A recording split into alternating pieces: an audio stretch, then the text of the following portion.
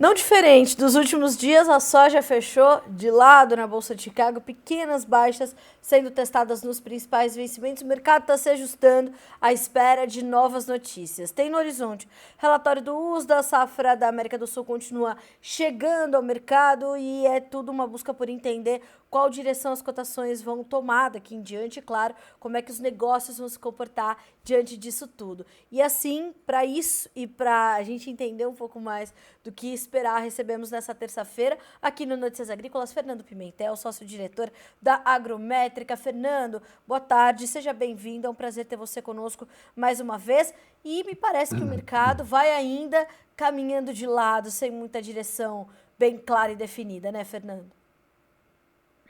Carla, nós estamos no momento da soja, por exemplo, que nós começamos a trocar safra do hemisfério sul com safra do hemisfério norte, né? Então, nós temos aí algum grau de incerteza em relação à questão tarifária ainda, toda essa loucura que está tarifa aqui, tarifa ali. Se você for pensar agora, a última novidade foi a questão da Venezuela em que os Estados Unidos diz que quem comprar produto da Venezuela, quem transacionar com a Venezuela vai sofrer uma sobretarifa de 25%. E aí vale lembrar, por exemplo, que a China compra 70% do petróleo da Venezuela. Você vai sobretaxar a China, que já está respondendo à taxação americana, principalmente com relação às commodities agrícolas, né? Porque se você cutuca a China com alguma tarifa adicional, a China, em contrapartida, vai querer atuar em cima de quem? Do eleitor do Trump. Então, basicamente é isso que a gente já tem visto como contrapartida chinesa em caso de aumento tarifário. Então, essa história toda de querer sancionar a Venezuela pode respingar na China. Fernando, essa condição toda da guerra comercial e é, esses desdobramentos que às vezes não estão nem sendo esperados, eles são o que mantém de fato uma demanda, pensando na soja especificamente, concentrada aqui no Brasil, ou a gente está falando de um cenário já conhecido pelo mercado, mas que o comportamento dos consumidores agora está respondendo a um quadro também normal, com mais oferta chegando por aqui, em especial no Brasil. A gente fala América do Sul, mas nesse momento a gente tem uma chegada forte da oferta brasileira. É isso que mantém a demanda concentrada por aqui, ou é isso combinado com essas inseguranças todas que a guerra comercial acaba gerando? Bom, a demanda para a soja brasileira ela é sazonal e a gente está entrando na sazonalidade. Nós tivemos um atraso da colheita e isso daí represou um pouco os embarques, tanto que nós estamos vendo aí um aumento, né? Saiu da SESEX, salvo engano, aí, eu acho que nós tivemos em torno de 30%. Eu anotei aqui alguma coisa. Eu acho que foi em torno de 30% a mais de embarques em relação ao embarque diário do ano passado, nos primeiras 3 semanas de março. Mas isso daí, de certa forma, tem a ver com essa dificuldade dos primeiros embarques, então acumulou aí para março. A demanda é alta, é firme, sim, tanto é que os prêmios chegaram perto de US$ 1 por bushel, isso o que segurou os preços da soja no interior, com algumas variações, mas segurou o preço da soja, apesar do real ter valorizado em relação ao dólar. Então, os prêmios estão contribuindo aí para esse processo. Mas vale lembrar, Carla, que os embarques de soja, trigo e milho nos Estados Unidos também esse ano estão tão bons, né, em Uhum, relação sim. ao ano comercial do ano passado. Então, minha leitura é que alguém está formando estoque, né? Sim. Então, o Brasil tá vendendo bem, mas tem essa questão do atraso, e os Estados Unidos está vendendo bem também. Então, né, temos aí uma formação de estoque na ponta da demanda. talvez isso explique por que que o produtor americano também vai reduzir a área de soja em detrimento do milho, né? O milho cresce aí, aquela consultoria americana, Allendale, parece que uma corretora, parece que estimou em torno de 3,7% crescimento de área de milho. Nesse trade-off de milho e soja, você vai ter uma redução aí de 1,2, 1,3 milhões de hectares de soja, que seria transferido para o milho. Então, agora vamos ver a confirmação de toda essa especulação no Sim. dia 31, né? Vamos ver o que que o SDA conta disso aí. Então, Mas deve ser mas deve ser um número próximo, tá? parte dessa estabilidade, portanto, Fernando, ela vem de uma espera mesmo do mercado, uma defensiva dos traders para receber esses números. Deve ser uma safra interessante de observar, que deve trazer bastante volatilidade ao mercado em Chicago. Você aposta nisso também? Na hora que começar a entrar a questão no mercado de clima americano, eu acredito que nós vamos ter volatilidade sim, porque imagine você associado à questão tarifária, à questão cambial, porque o dólar tem oscilado bastante em relação às outras moedas. Parte da estratégia econômica do Trump é até olhar por que que aconteceu e como aconteceu no passado, que a China, de certa forma, fez uma gestão econômica, macroeconômica, para trabalhar sempre a sua moeda desvalorizada para incentivar a exportação, para incentivar o comércio externo da China. Trump, olhando essa receita, ele está querendo aplicar, de certa forma, isso. Pelo menos isso é uma das diretrizes econômicas dele.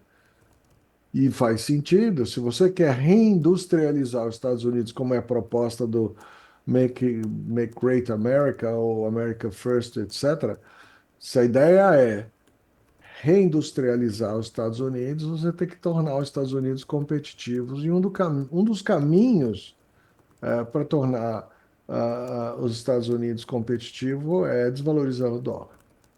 E é interessante que, ao passo em que isso acontece, quando há essa desvalorização do dólar, tem impacto para a formação de preços ou para o andamento das cotações em Chicago e para a formação dos nossos preços aqui. Fernando, como é que isso está acontecendo nesse momento com o dólar frente ao real também bastante volátil, além da gente observar, por exemplo, essa volatilidade toda no dólar index também? Bom, qual é o caminho que existe para você compensar isso de certa forma? Por exemplo, você vê as tradings, quando nós temos o real valorizando em relação ao, ao, ao dólar, um dos caminhos é subir os prêmios para manter o fluxo, senão o produtor para de vender.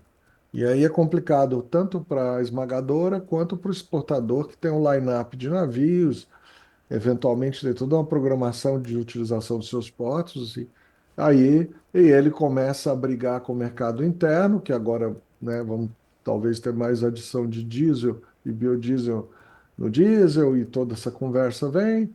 Ah, então começa essa disputa de exportação versus esmagamento doméstico, e aí o pessoal tem que começar a pagar mais no porto. Então, quando desvaloriza a moeda, ou valoriza o real, desculpa, desvaloriza o dólar, acaba tendo que ter algum mecanismo de compensação. Isso ocorre também quando cai Chicago, né?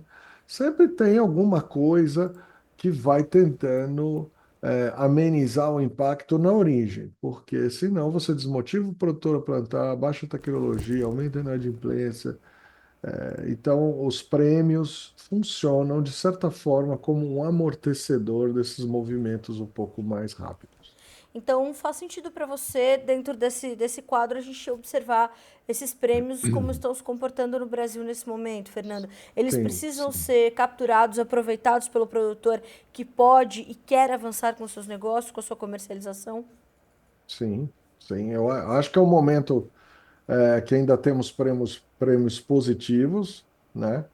É claro que no momento, e se confirmar uma redução de soja nos Estados Unidos, de produção de soja, nós já vamos entender, por exemplo, que Chicago talvez tenha encontrado um ponto de nivelamento aí.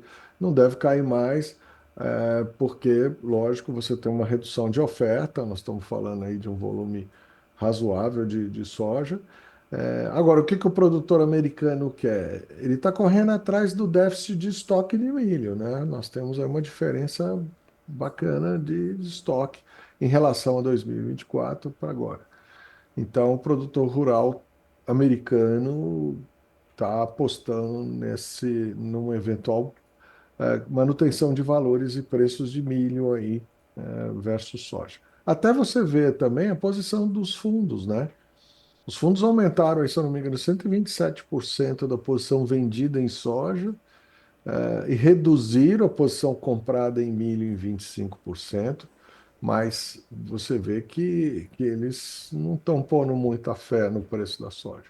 E isso faz com que haja uma certa insegurança ou um certo travamento no caminhar das negociações, né, Fernando? Isso muda um pouco do fluxo do comércio, né? O que eu acredito que eles estão olhando é que, diante de todas essas discussões geopolíticas, tarifas, etc. e tal, e com o tamanho da safra de soja que vamos estar colhendo agora, eles vão ver que realmente a China vai virar o canhão para cá, e por isso eles estão apostando menos na soja lá, né? Estão apostando mais no milho, porque tem um estoque menor, tem a possibilidade do etanol ainda, de um mercado que é doméstico, o mercado de etanol, enfim. E eu acho que eles vão apostar essas fichas no milho mesmo, em detrimento da soja, e vão deixar a soja mais para nós aqui.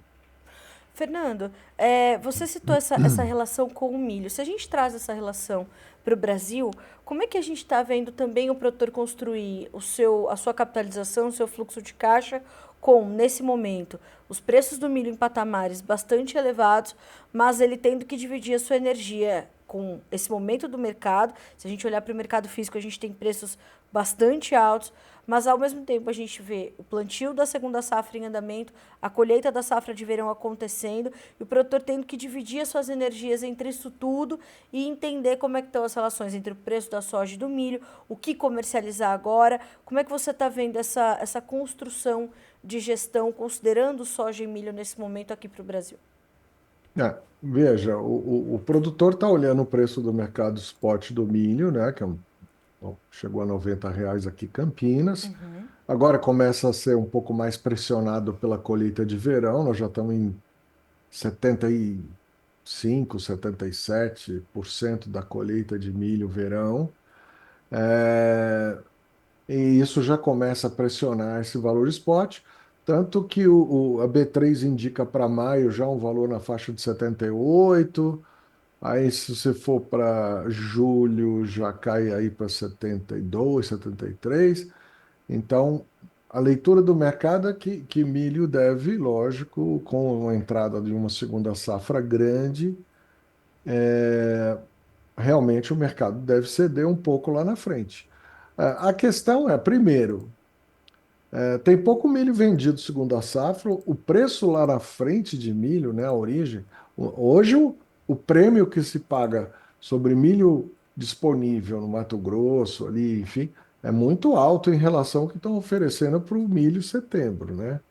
Então, o produtor olha para frente e não se motiva a vender.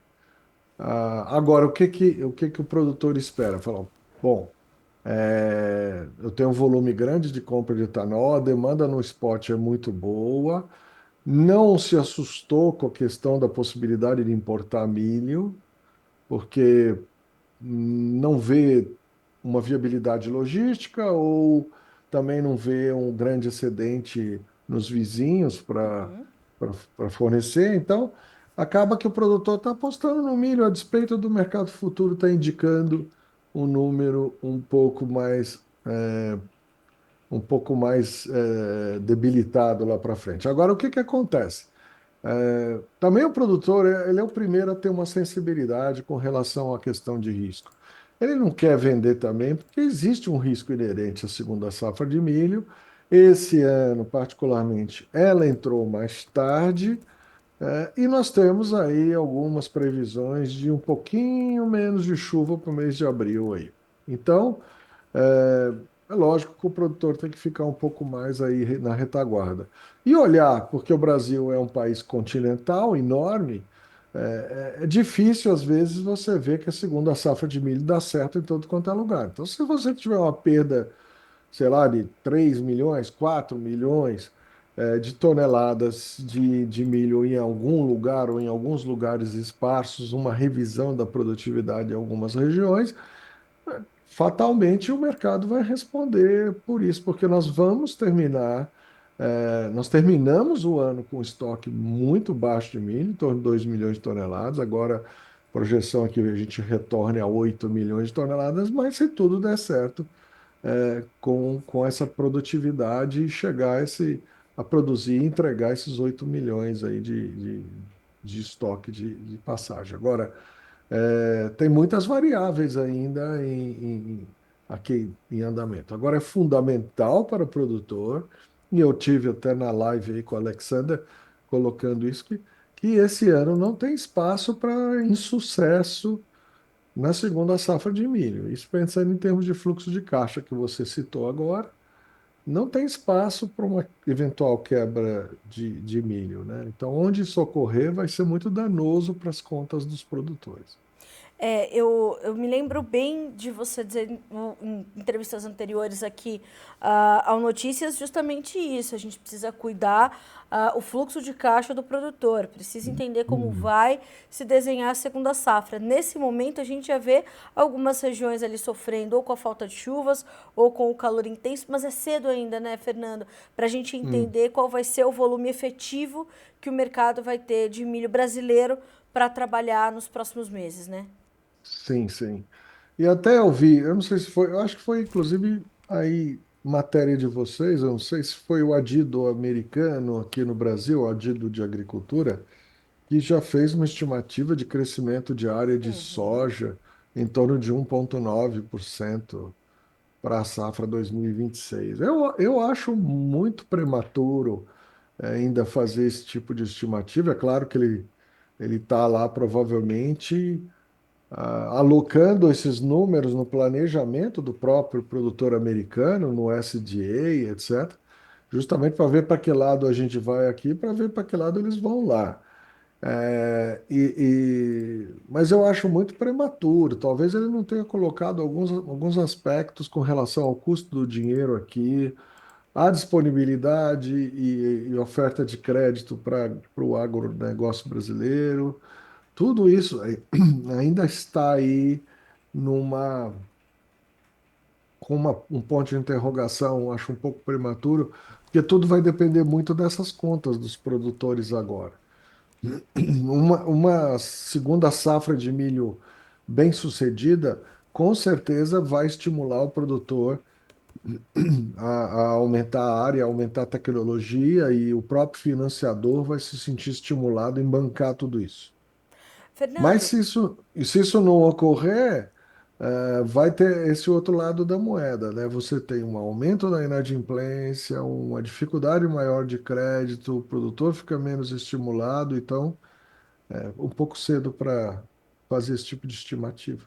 Fernando, as coisas como estão caminhando agora, a demanda como está se comportando diante dessa safra da América do Sul de soja, esse potencial que temos de recompor, pelo menos em parte, a oferta global de milho com essa segunda safra brasileira chegando, esse aumento de área nos Estados Unidos. Isso pode sinalizar um novo momento para ambos os mercados, tanto na Bolsa de Chicago quanto aqui, ou também ainda é cedo dizer, porque a gente vai precisar entender qual vai ser, depois dessas contas que os produtores fizerem, as decisões que eles vão colocar em prática. Mas nós estamos num momento de transição das ofertas, tanto de soja e milho, olhando para o cenário global? Sim, nós estamos num momento de incerteza, Carla, em vários segmentos da economia do planeta, desde os metais, dos hard metais, de energia. e das commodities soft, que são as agrícolas, etc. Nós temos um monte de coisas acontecendo, porque, na verdade, o Trump virou o planeta de cabeça para baixo. Então, o que acontece? Por exemplo, você vê agora o posicionamento vendido dos fundos, eles não estão apostando na soja para o americano. Provavelmente eles estão colocando um peso maior na questão geopolítica e tarifária em relação à China, entendendo que se eles produzirem mais lá, é possível que fique mais estoque, porque o chinês vai dar um foco na América do Sul, soja brasileira, argentina, e vai minimizar o que puder de compras por lá. Eu acho que é uma leitura bem razoável, né? Bem racional. Enquanto que o milho, para eles, eles dependem um pouco de exportação, tem Canadá, tem o México ali do lado, mas o Trump também já está falando de ser um pouco mais seletivo nos produtos, que vai tarifar, etc. e tal, porque ele viu que o impacto pode ser muito delicado para a indústria dele, principalmente quando ele vê um Canadá fazendo um contraponto forte em relação a eles. Europa também já cancelaram compras da indústria de defesa americana. Portugal já não vai comprar os F-35, o Canadá também não, já estão olhando Rafale francês. Tudo isso dói para o americano, né? Você vê as ações de empresas de defesa caindo e tal. Então você começa a machucar. Então, essa incerteza toda que está aí é que gera esses movimentos. Então, agora, nesse momento, a medição dos fundos é que, bom, eu vou sair da soja na verdade, estão saindo da soja e, em parte, do milho também, porque eles, apesar de estarem comprados, estão saindo um pouco da posição comprada de milho e saindo e aumentando a posição vendida de soja. Então, é, a verdade é que eles estão com pouca fé na coisa e estão sentindo que pode haver um impacto nessa confusão toda. Em relação aos produtores dos Estados Unidos e, consequentemente, se tem problema por lá, vamos ter algum benefício do lado de cá, né? Sem dúvida. Que aconteceu em 2017, 2017, 2018 e agora vamos ter isso aí. Agora, aqui também nós temos os nossos problemas, que é o quê? As contas dos produtores com essa taxa de juros ficam muito apertadas. Tivemos quebra de safra de soja, tivemos perdas em regiões do Rio Grande do Sul, com certeza, oeste do Paraná, sul do MS, enfim. Tem várias regiões onde os produtores estão enfrentando dificuldades de caixa. Temos uma profusão de RJs, recuperações judiciais. Isso assusta o financiador. E se tivermos mais algum tipo de problema em relação à produtividade, etc., sem a compensação de preço, mas de qualquer forma, a queda de produtividade sempre afeta produtores individualmente, etc. e tal. Se a gente tiver problemas dessa natureza, com certeza o mercado de financiamento se retrai e prejudica a expansão de área, o uso de tecnologia, etc, etc. Porque não bastasse toda a questão fundamental, ainda tem todo o cenário financeiro e Hum. geopolítico, né, Fernando, que está no nosso É. radar. Fernando, eu queria te fazer uma última pergunta. Te preocupa, ou te preocupa não, ou precisamos também monitorar muito de perto o consumo chinês e todas essas notícias que chegam de Pequim, de que de fato o governo está olhando para estimular o consumidor entre os chineses, dando um pouco mais de segurança, um pouco mais. Subsídio não é a melhor palavra, mas talvez um subsídio de segurança, né? Ó, queremos estimular o consumo, voltem aos mercados, voltem a comer fora, voltem, né, a olhar diferente nesse pós-pandemia. A pandemia foi um marco importante, né, na economia global, na economia chinesa nem se fala. Eu queria que completar a sua análise com o seu olhar sobre o consumo na China nesse momento. É. Carla, a gente não pode, nós dependemos demais, principalmente o agronegócio brasileiro, do consumo chinês, do estoque chinês. Nós temos que ser especialistas em China. Nós temos que entender tudo que se passa lá, Sim. na mesa do chinês. na cabeça do chinês e principalmente na cabeça dos membros do partido, que eles querem reduzir a necessidade de proteína importada, eles querem estimular o consumo doméstico, sem dúvida, eles querem manter o nível de consumo aquecido, principalmente porque o mercado, no momento que você tem uma desaceleração da economia americana, uma desaceleração da segunda economia do mundo, que é a chinesa, você tem uma desaceleração da economia do planeta. Quando você pega um orçamento militar europeu que agora vai ser aumentado, isso sobra menos, eventualmente, para projetos sociais e até se eventualmente entrar mais países no campo da direita na Europa, todos os programas sociais vão ser reduzidos com impacto no consumo. Então, o chinês, ele também olha para fora e fala: opa, eu tenho riscos lá fora. Podemos ter problemas de tarifa, podemos ter sanções, podemos ter várias coisas que podem limitar a minha capacidade de exportar coisas. Então, eu preciso continuar tendo um mercado interno aquecido. Então, essa leitura, eu acho que o chinês já tem, e agora, principalmente com a eleição do Trump, muda bastante o tabuleiro geopolítico, e eles têm que continuar estimulando lá a economia.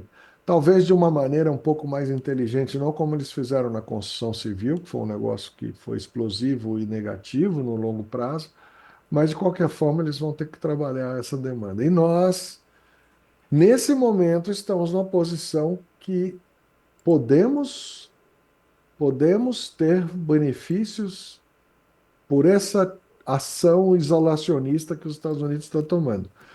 Até essa viagem, né, dessa comitiva que foi junto com o presidente lá para o Japão, vai tentar abrir o mercado de carne, que é um mercado que é desafiador para o Brasil há anos de conseguir colocar carne no Japão. O Japão é extremamente exigente e extremamente conservador, porque é um país pequeno, mas é rico. Então ele pode escolher fornecedor, ele pode. Eu sei porque eu participei das primeiras exportações de soja in natura para o Japão para produzir tofu e miso.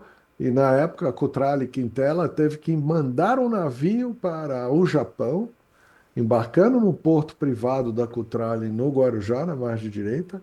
Esse navio foi para o Japão com a promessa do presidente da Mitsui que ele disse que se tiver um cisco de impureza fora Eita! do padrão, esse navio vai ficar vagando pela Ásia, porque eu não vou receber.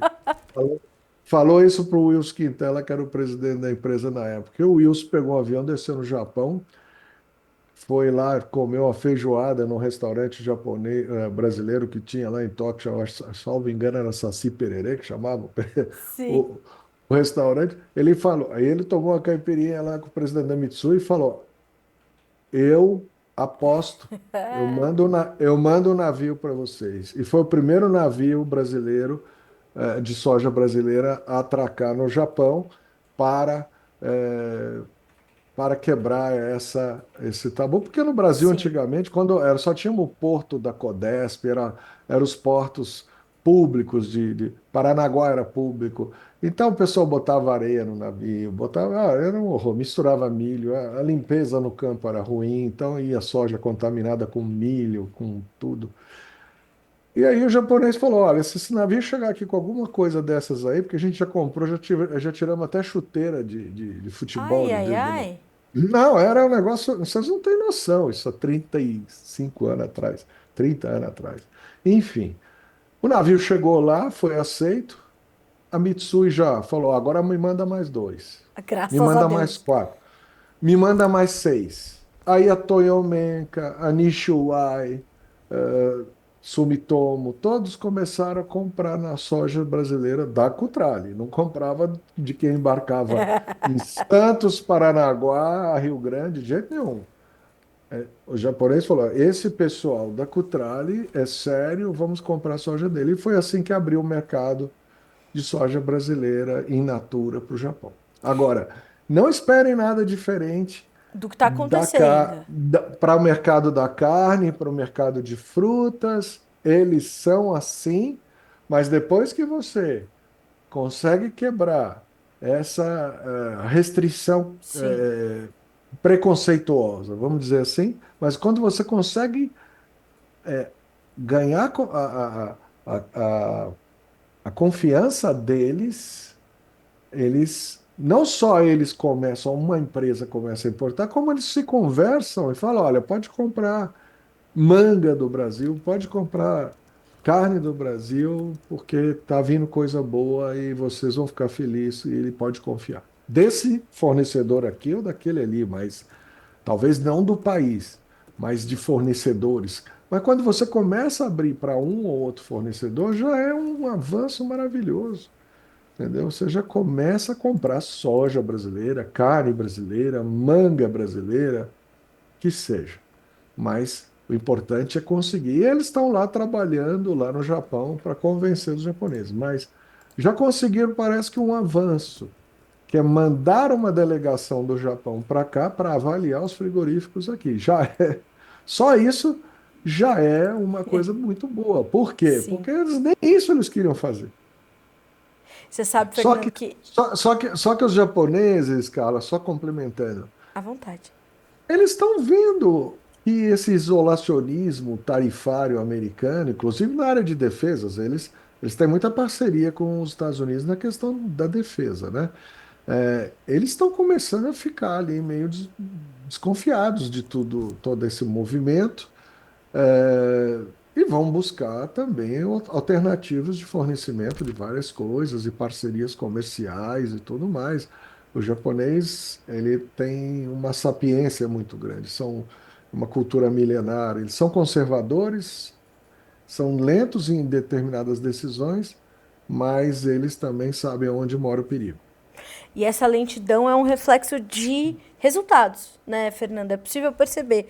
Quando eu tive no Japão em 2012, talvez, eu até mandava conteúdos para cá dizendo o preço de uma maçã, de uma manga. E a carne bovina lá é uma outra conversa do que temos aqui, né? Não é um bifinho todo dia. Era cortada bem fininha quando se queria comer e cara, e num rodízio de carne, que foi talvez a experiência mais doida que eu tive, assim, de entender uma experiência aqui, viver do outro lado do mundo, é o seguinte, deu a hora, já chegou a conta, seu casaco, vambora, levanta dessa vez. Não é igual aqui, né, Fernando, que a gente senta e dá-lhe picanha 4 horas E sentados na fica a mesa. tarde inteira no Imagina, rodízio. não. Ah, Chegou, comeu, deu sua hora, amigo, vambora, é isso. Caríssimo, né? Imagina, 2012. Então, é outra conversa, né, Fernando? É outra relação. sim, sim, eles têm uma cultura bem diferente da nossa. E a carne é uma iguaria lá, né? Sim. Eles não têm área, espaço, né, para produzir. Eles têm algumas frutas que eles produzem, alguns legumes, enfim, mas eles têm muito pouco espaço para produzir. Tem uma população de 60 milhões de pessoas, rica, entendeu? Mas não desperdiçam. É uma cultura que não desperdiça e otimizam todos os recursos que têm. Agora, eles também sabem que ali agora eles estão dentro desse pacote americano ah, de começar a cobrar pela defesa, então tá cobrando vai cobrar da Coreia do Sul, vai cobrar do Japão, vai cobrar da Europa. Olha, se vocês querem que a gente ajude a proteger vocês com bases militares e tá. Eu também quero que você me ressarça algum valor, porque isso me custa. E essa é a lógica do Trump, né? Então, faz sentido? Eu entendo que de alguma medida faz. Talvez o problema está sendo a dose e a velocidade e a maneira como está colocando isso para o mundo, né? Então, vários aliados estão se distanciando, estão começando a se precaver, enfim. E para nós, num primeiro momento, sob perspectiva comercial, eu vejo que existe uma oportunidade aí. O Brasil tem que ser esperto e inteligente para aproveitar. Então, eu acredito, por exemplo, que essa viagem para o Japão vá surtir algum tipo de efeito, não precisa ser necessariamente de curtíssimo prazo. Pode ser para o Brasil, pode ser para o Mercosul, não sei, aí vai depender do Milei lá no lado da Argentina, dar um ok também, mas eu acho que ele não é bobo, porque se a coisa for boa para a Argentina, ele vai dar um ok, ele não vai criar dificuldade se tiver um acordo comercial com o Japão que for interessante para eles também. Então, estamos nessa. O Brasil está esperando ver o que é que cai na peneira. Depois de lá, eles vão para Vietnã, que também pode ser um bom importador de bastante coisa nossa. Certo? E vamos ver que bicho vira aí. É verdade. Fernando, olha, é sempre muito bom ter você com a gente, né? A sua experiência. Gostei dessa história das primeiras cargas de soja chegando no Japão. Vamos contar mais essas histórias, viu, Fernando? Vamos ter que. Eu Tá. sei que você participou de muitas coisas, né, no nosso agronegócio. Foi uma experiência interessante essa dos japoneses. Eu imagino que sim, eu imagino que sim. Meu amigo, obrigada. É sempre um prazer e um privilégio para nós ter você com a gente. Obrigada, um abraço para você, boa semana e volte Eu que sempre. agradeço. Um abraço. Um abraço, até mais. Senhoras e senhores, esteve conosco, portanto, Fernando Pimentel, sócio-diretor da Agrométrica, nos trazendo mais do que suas análises, né? Essas memórias importantes que mostram como o Brasil vem construindo as suas relações comerciais, isso é muito importante. Hoje essa notícia dessa expectativa frustrada na abertura, né, do Brasil no mercado japonês para carne bovina repercutiu entre os frigoríficos, inclusive foi destaque no programa Pecuária e Mercado do Alexander Horta, que fez ali uma análise, né, completa de como isso alcança os mercados, as relações, a indústria, o pecuarista. Está tudo aqui disponível para você no Notícias Agrícolas. Para finalizar esse boletim, vamos ver como é que as cotações terminaram o dia na Bolsa de Chicago. A gente começa com a soja, que inclusive fechou o dia no vermelho, como o Fernando já anunciou. Nós temos para o contrato maio $10,02 por bushel, uma queda de 5 pontos. Julho, $10,16, caindo 3,5 pontos. Agosto, $10,13, 1 ponto mais 75 de baixa. No setembro, alta de 0,25 para $10,02. Preços do milho agora. Milho foi quem liderou as perdas hoje no mercado futuro norte-americano. As baixas variaram de 2,75 a 6 pontos nos principais contratos. Maio, 4,58. Julho, $4,66. Setembro, $4,42 por bushel e dezembro, $4,48. Concluímos com os preços do trigo, onde também fechamento negativo nessa terça-feira. Maio 5,43, caindo 4,5 pontos, julho 5,60, 5 pontos de queda. O setembro $5,76, 5 pontos mais 25 de baixa, e o dezembro $6 por bushel, uma queda de 4 pontos mais 75. E assim, nós encerramos mais esse boletim, mas te convidando a continuar acompanhando a programação da TV Notícias Agrícolas, porque já já tem Alexander Horta e todos os destaques deste 25 de março no fechamento de mercado, completinho para você finalizar bem o seu dia, bem informado, como eu sempre digo, tomando boas decisões. Eu volto a encontrar vocês amanhã aqui na nossa programação. Até mais!